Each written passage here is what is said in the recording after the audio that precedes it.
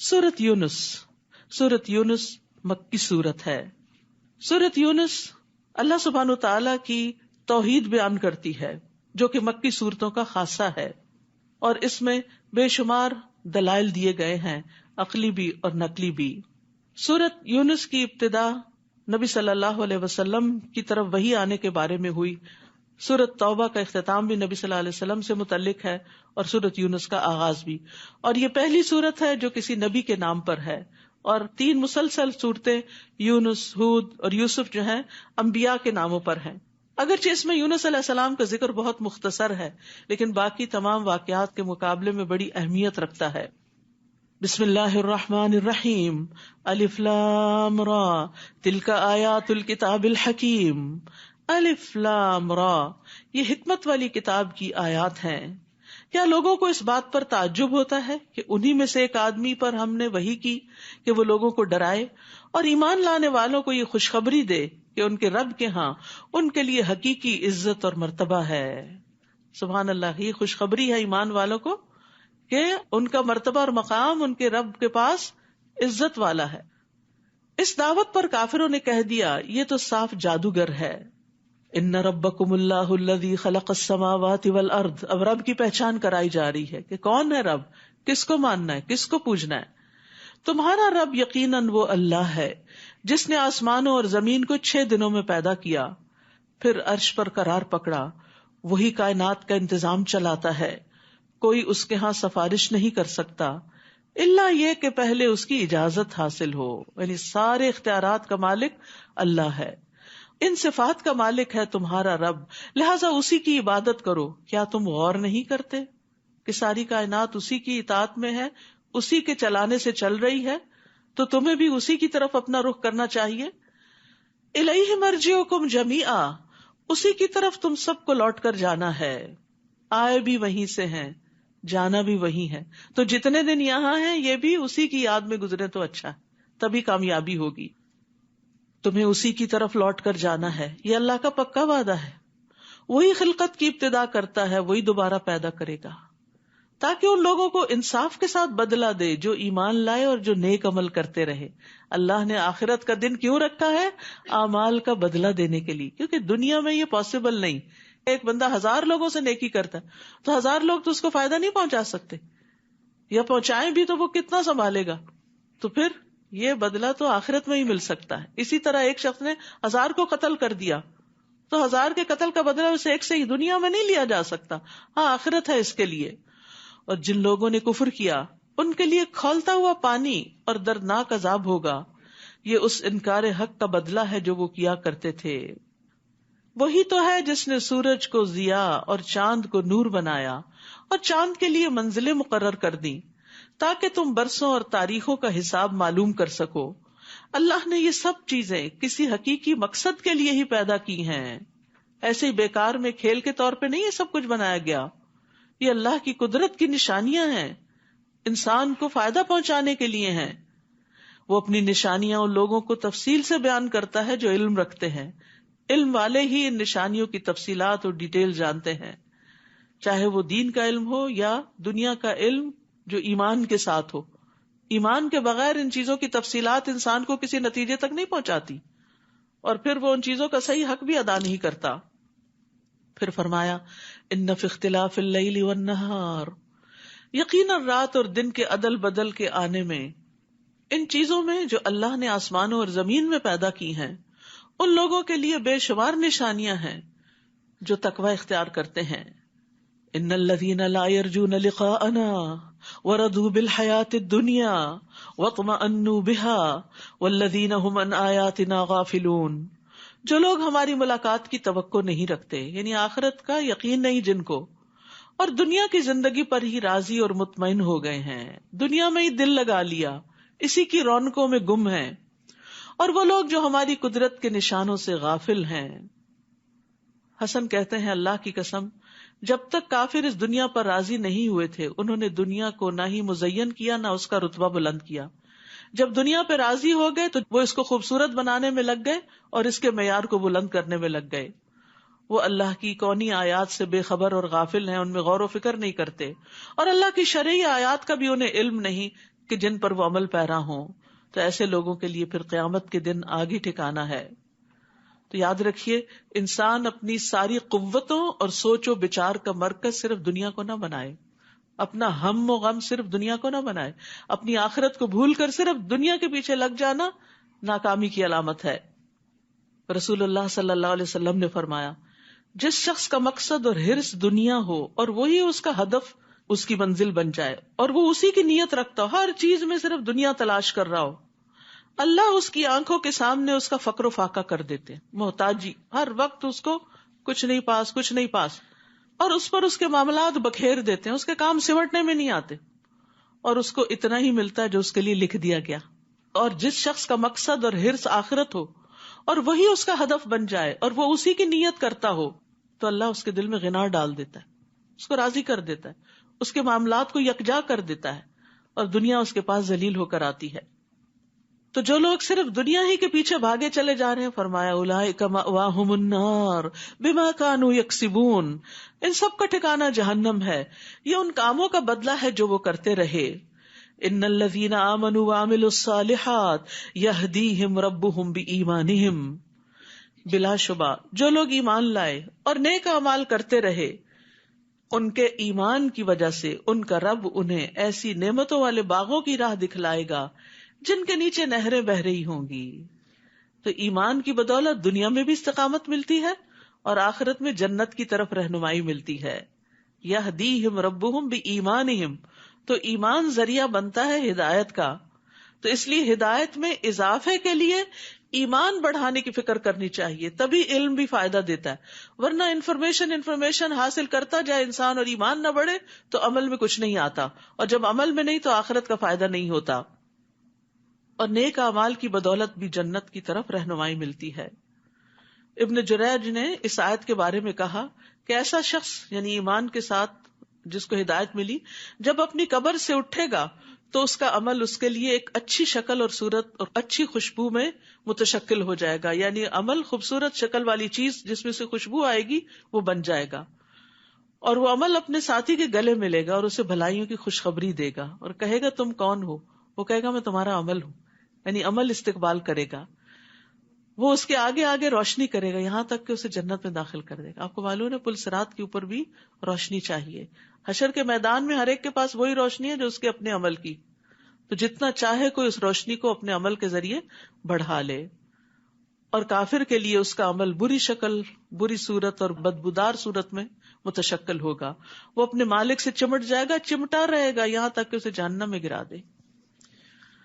تو قبر میں جاتے ہی انسان کے نیک اعمال اس کے ساتھ ہوتے ہیں۔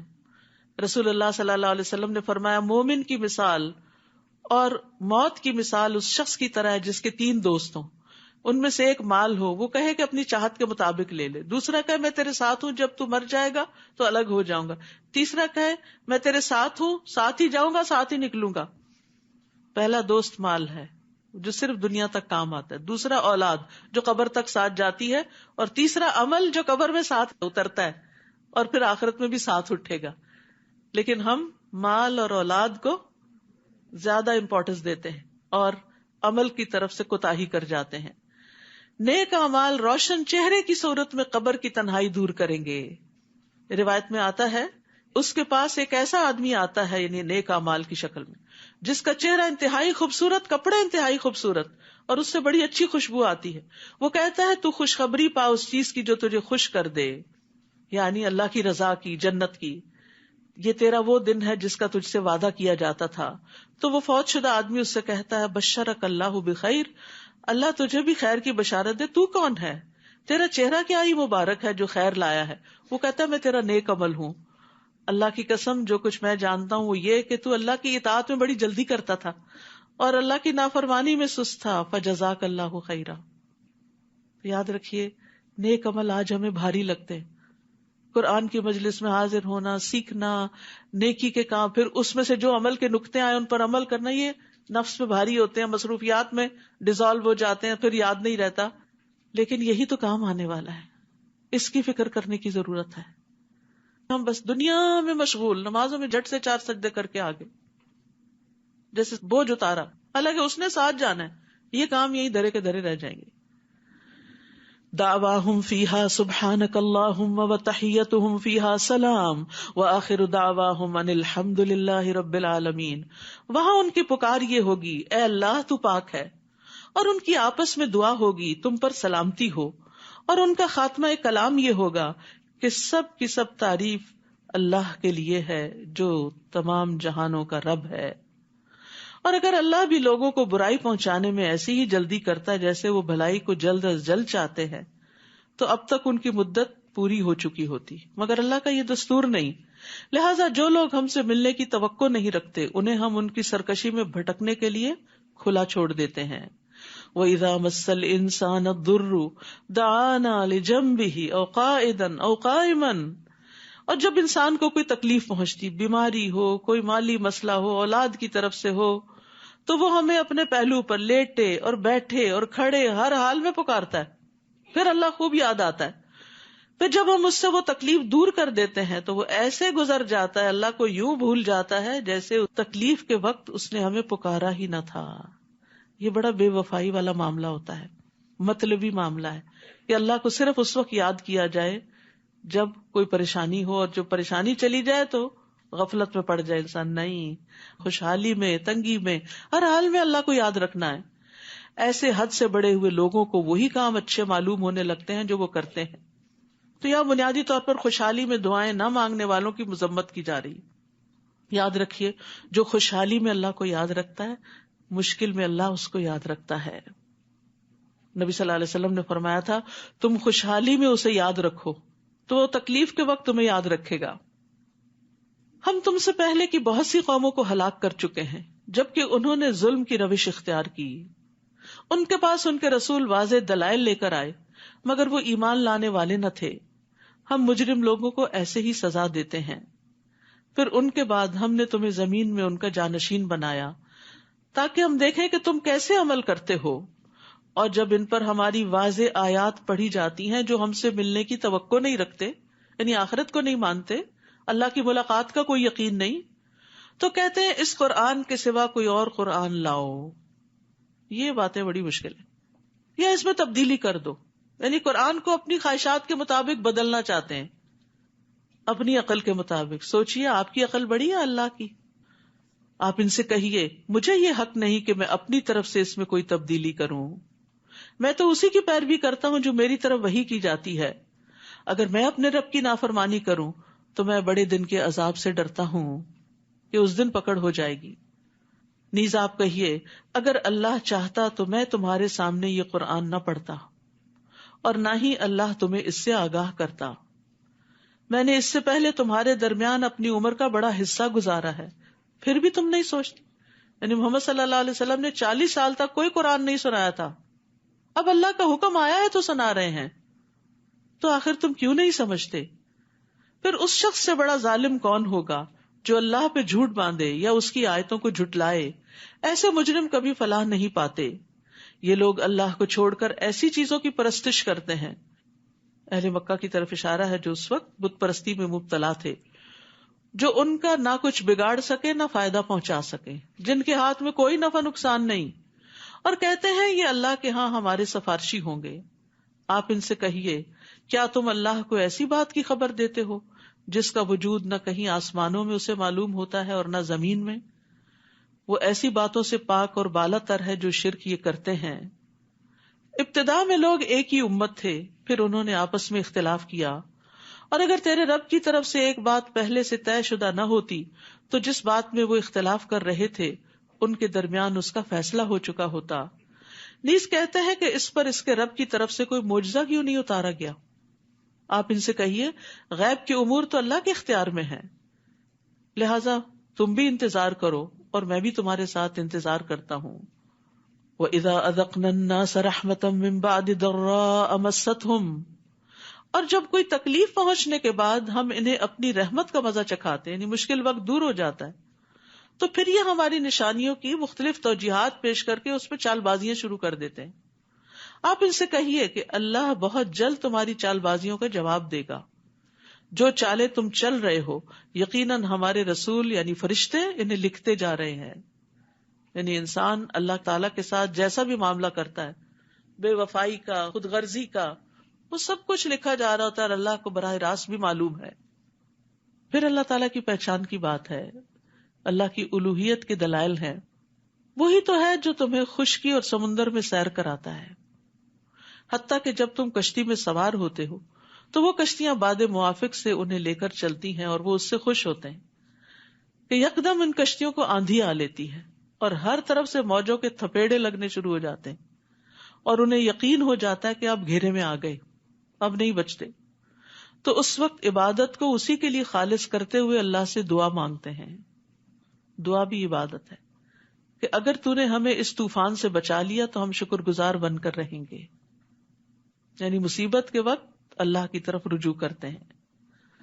اور اللہ تعالیٰ مضطر بے قرار انسان کی دعا سنتا ہے، چاہے وہ مسلمان ہو یا نہ ہو. کہنا یہ مقصود ہے کہ جب سارے سہارے ٹوٹ جاتے، کوئی کام آنے والا نہیں ہوتا، تو پھر سب کو بھول کر صرف اللہ کو پکارتے، اور یہ انسان کی فطرت میں ہے. پھر جب اللہ نے انہیں بچا لیا تو فوراً حق سے منحرف ہو کر زمین میں بغاوت کرنے لگتے ہیں، خشکی پہ اتر کے پھر سے وہی شروع کر دیتے ہیں، وہی شرک، وہی نافرمانی. لوگوں دھیان سے سن لو، تمہاری سرکشی کا وبال تم ہی پر پڑے گا. دنیا کی زندگی کے چند روزہ مزے لوٹ لو، پھر تمہیں ہمارے پاس ہی آنا ہے اور ہم تمہیں بتا دیں گے کہ تم کیا کیا کرتے تھے. یعنی دنیا میں انسان کتنے دن اللہ سے بھاگ سکتا؟ سوچئے، ہم دین کی طرف نہیں آنا چاہتے، نہ آئے، بھاگے اللہ سے، بھاگے بھاگے بھاگے، کہاں پہنچیں گے؟ اللہ ہی کے پاس پہنچیں گے. تو پھر بھاگنے کا کیا فائدہ؟ اطاعت کی طرف آ جائیں. جب جانا اسی کے پاس ہے تو اس کو راضی کر لے. انما مثل الحیات الدنیا کما، دنیا کی زندگی کی مثال تو ایسے ہے جیسے ہم نے آسمان سے پانی برسایا. آج صبح خوب دیکھا ہوگا آپ نے برستی بارش کو، جس سے زمین کی نباتات خوب گھنی ہو گئی، جس سے انسان بھی کھاتے ہیں اور چوپائے بھی، حتیٰ کہ زمین اپنی بہار پر آ گئی اور خوشنما معلوم ہونے لگی، ہر طرف سبزہ ہو گیا، اور کھیتی کے مالکوں کو یقین ہو گیا کہ وہ اس پیداوار سے فائدہ اٹھانے پہ قادر ہیں. تو یکا یک رات کو یا دن کو ہمارا عذاب آ پہنچا، تو ہم نے اس کو کٹی ہوئی کھیتی کی طرح بنا دیا، سب برباد ہو گیا. بعض اوقات آپ لگاتے ہیں نا اس سیزن میں پھول، تو ایک دن فراسٹ آ جاتی ہے اور سب کچھ ختم ہو جاتا ہے، جیسے کل وہاں کچھ تھا ہی نہیں. دنیا کی رونقیں تو اس طرح ختم ہو جاتی ہیں. اسی طرح ہم اپنی آیات ان لوگوں کے لیے تفصیل سے بیان کرتے ہیں جو کچھ غور و فکر کرتے ہیں. یاد رکھیے قیامت کے دن دنیا یوں لگے گی جیسے کوئی چیز ہی نہ تھی، انتہائی حقیر.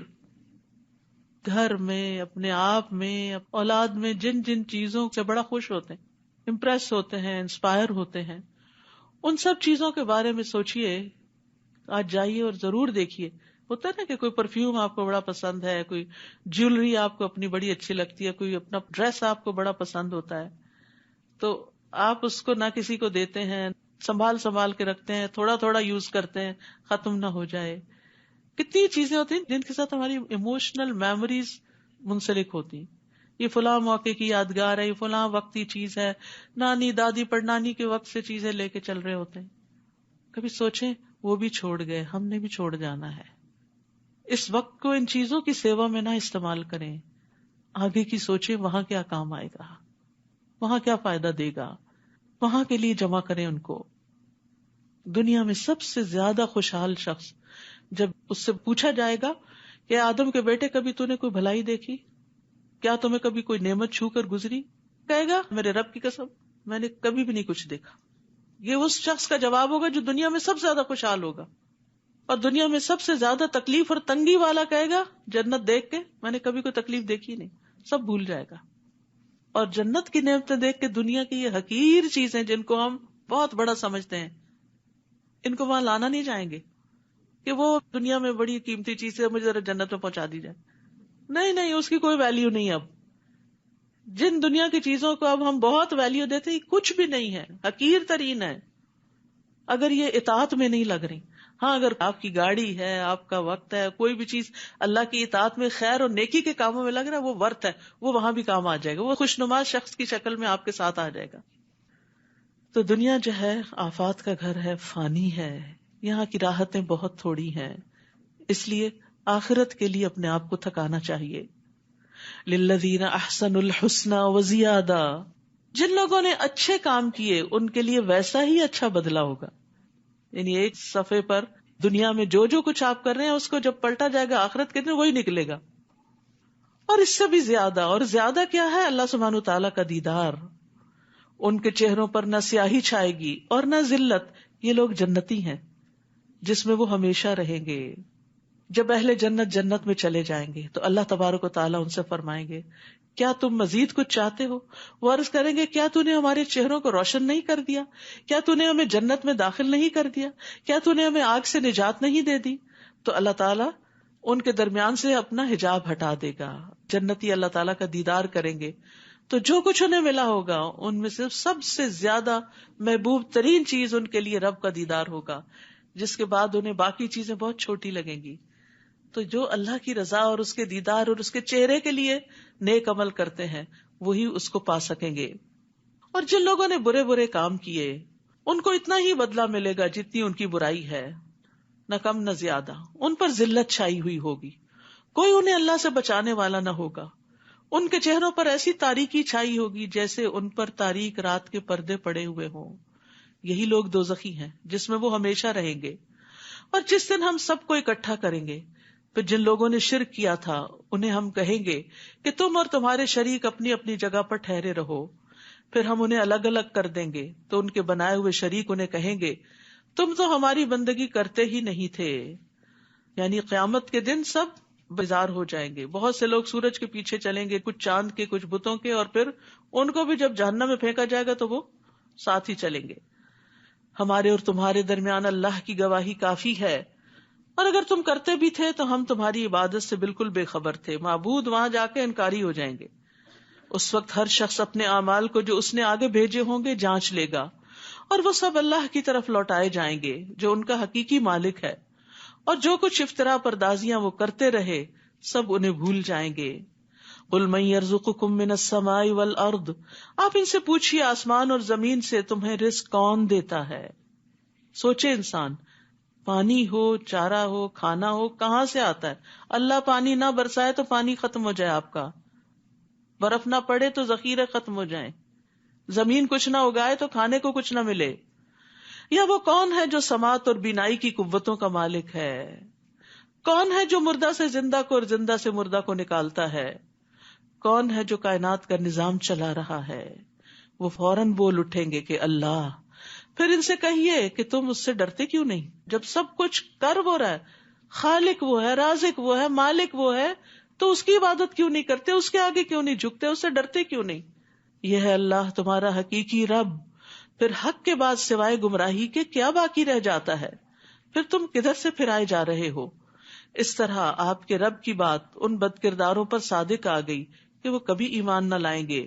آپ ان سے پوچھئے تمہارے شریکوں میں کوئی ایسا بھی ہے جو تخلیق کی ابتدا بھی کرتا ہو پھر اسے دوبارہ بھی پیدا کر سکے؟ آپ کہیے اللہ ہی خلقت کی ابتدا بھی کرتا ہے پھر دوبارہ بھی وہی پیدا کرے گا. پھر تم یہ کس الٹی راہ پہ چلائے جا رہے ہو؟ آپ ان سے پوچھئے تمہارے شریکوں میں کوئی ایسا بھی ہے جو حق کی طرف رہنمائی کر سکے؟ آپ کہیے اللہ ہی حق کی طرف رہنمائی کرتا ہے. بھلا وہ جو حق کی طرف رہنمائی کرے وہ اتباع کا زیادہ حقدار ہے یا وہ جو خود بھی راہ نہیں پا سکتا الا یہ کہ اسے راہ بتائی جائے؟ پھر تمہیں کیا ہو گیا ہے؟ یہ تم کیسے فیصلے کرتے ہو؟ حقیقت یہ ہے کہ ان میں سے اکثر لوگ قیاس اور گمان کے پیچھے چل رہے ہیں، ان کے پاس دلیل کوئی نہیں، حالانکہ گمان حق کے مقابلے میں کسی کام نہیں آتا. بلا شبہ اللہ خوب جانتا ہے جو کچھ یہ کر رہے ہیں. یعنی دنیا میں جو لوگ بھی اللہ کا حق کا انکار کرتے ہیں وہ صرف وہم و گمان کا شکار ہیں، ان کے اپنے کچھ خود ساختہ خیالات ہیں، کوئی ٹھوس دلیل نہیں ہے ان کے پاس. پھر فرمایا قرآن ایسی چیز نہیں جسے اللہ کے سوا کوئی اور بنا سکے، بلکہ یہ تو اپنے سے پہلی کتابوں کی تصدیق کرتی ہے اور الکتاب کی تفصیل ہے، اس میں کوئی شک نہیں کہ رب العالمین کی طرف سے نازل شدہ ہے. یعنی توحید کے دلائل کے بعد قرآن کی تصدیق کی بات کی جا رہی ہے تاکہ اگر ایمان لے آئے انسان تو ہدایت کا سامان بھی ہو، ورنہ اللہ کو رب مان لینا کافی نہیں، اس کو جاننا بھی ضروری ہے کہ وہ رب ہے اور اس کی اطاعت ہے. کیا وہ یہ کہتے ہیں کہ اس نے قرآن خود بنا ڈالا؟ آپ ان سے کہیے اگر تم اس بات میں سچے ہو تو تم بھی ایسی ہی کوئی صورت بنا لاؤ اور اللہ کے سوا جس کو تم مدد کے لیے بلا سکو بلا لو. بلکہ انہوں نے اس چیز کو جھٹلا دیا جس کا وہ اپنے علم سے احاطہ نہ کر سکے، حالانکہ ابھی تک اس کا انجام سامنے ہی نہیں آیا۔ اسی طرح ان لوگوں نے بھی جھٹلا دیا جو ان سے پہلے تھے، پھر دیکھ لو ظالموں کا کیا انجام ہوا۔ اور ان میں سے تو کچھ ایسے ہیں جو اس قرآن پر ایمان لاتے ہیں، کچھ نہیں لاتے، اور آپ کا رب ان مفسدوں کو خوب جانتا ہے۔ اور اگر وہ آپ کو جھٹلا دیں تو ان سے کہیے کہ میرے لیے میرا عمل، تمہارے لیے تمہارا عمل۔ یعنی ایک دائی کو مطمئن ہونا چاہیے بتانے کے بعد، اور اپنے عمل پہ پھر توجہ دینی چاہیے۔ تم اس سے بری ذمہ ہو جو میں کرتا ہوں، اور میں اس سے بری ذمہ ہوں جو تم کر رہے ہو۔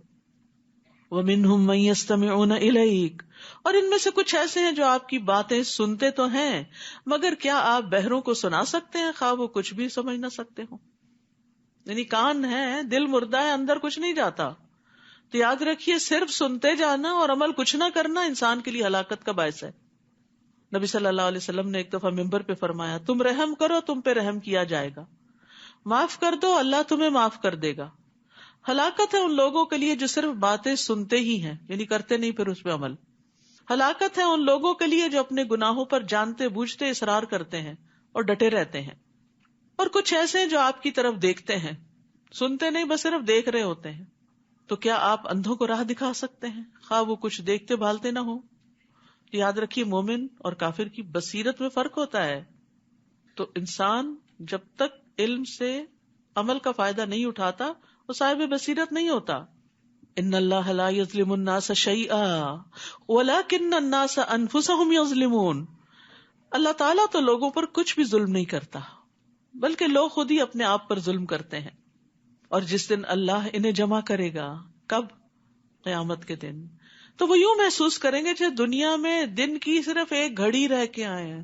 اللہ اکبر، یہ لمبی لمبی زندگیاں 60-70 سال کی، وہاں کیا محسوس ہوں گی؟ ایک گھڑی، ایک سٹنگ۔ وہ ایک دوسرے کو پہچانتے ہوں گے، وہاں بھی پہچان لیں گے، اچھا وہ فلاں ہے، یہ فلاں ہے، اور ہر کوئی اپنے حال میں ہوگا اپنے اعمال کے مطابق، کچھ خوشحال ہوں گے کچھ بدحال۔ جن لوگوں نے ہماری ملاقات کو ہی جھٹلا دیا یقیناً وہی خسارے میں رہے اور راہ راست پر نہ آئے۔ تو انسان کی خوبی اور بھلائی خیر کس میں ہے کہ وہ اللہ کے بعد، قرآن کے بعد آخرت پر بھی ایمان رکھتا ہو۔ جس عذاب کا ہم ان سے وعدہ کرتے ہیں اس کا کچھ حصہ خواہ آپ کے جیتے جی آپ کو دکھلا دیں یا اس سے پہلے ہی آپ کو اٹھا لیں، انہیں بہرحال ہمارے پاس ہی لوٹ کر آنا ہے، اور جو کچھ وہ کر رہے ہیں اللہ اس پر گواہ ہے۔ ہر امت کے لیے ایک رسول ہے، پھر جب ان کے پاس رسول آتا ہے تو پورے انصاف کے ساتھ ان کا فیصلہ چکا دیا جاتا ہے اور ان پر ظلم نہیں کیا جاتا۔ نیز وہ یہ پوچھتے ہیں کہ اگر تم سچے ہو تو جو دھمکی تم ہمیں دے رہے ہو وہ کب پوری ہوگی، یعنی قیامت آنے کی۔ آپ ان سے کہہ دیجئے مجھے تو اپنے بھی نفع و نقصان کا کچھ اختیار نہیں مگر جو اللہ کی مشیت ہو۔ ہر امت کے لیے مہلت کی ایک مدت ہے، جب ان کی یہ مدت پوری ہو جاتی ہے تو پھر ایک گھڑی کی بھی تقدیم و تاخیر نہیں ہوتی۔ انسانوں کی موت کا وقت، پرندوں کی موت کا وقت، دنیا کی موت کا وقت سب لکھا ہوا ہے اور مقرر وقت پر وہ آ پہنچتی ہے۔